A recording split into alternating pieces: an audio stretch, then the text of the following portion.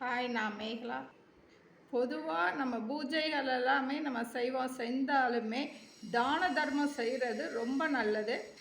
அப்படி தான தர்மம் செய்கிறப்ப ஆடி மாத ஞாயிற்றுக்கிழமையாக இருந்தால் அது ரொம்ப சிறப்பானது. ஆடி மாத ஞாயிற்றுக்கிழமை நம்ம தானம் செஞ்சால் சகல சௌபாக்கியங்களும் நம்மளுக்கு கிடைக்கும். ஆடி மாதம் வர ஞாயிற்றுக்கிழமை வராகி அம்மாவுக்கு பூஜை செய்யும் பொழுது தீபம் மாவிளக்கு தீபம் ஏற்றணும். அன்றைய தினம் வராகி அம்மாவுக்கு நெய்வேத்தியமாக கேழ்வரகு கூழ், கொழுக்கட்டை, மொச்சை சுண்டல் இந்த இது வச்சு நெய்வேத்தியமாக வச்சு வழிபாடு செய்யணும்.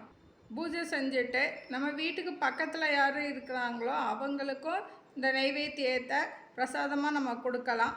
அதுபோக தானம் தர்மம் பண்ணுறதுக்கு முருங்கைக்கீரை, வாழைக்காய், காராமணி, கத்திரிக்காய் இந்த பொருட்கள் எல்லாமே தானமாக வாங்கி கொடுக்கலாம். இதில் எது உங்களுக்கு கிடைக்கோ அதை தானமாக கொடுக்கலாம்.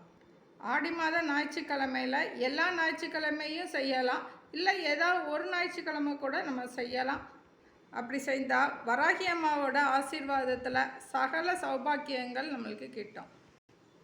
தேங்க்யூ.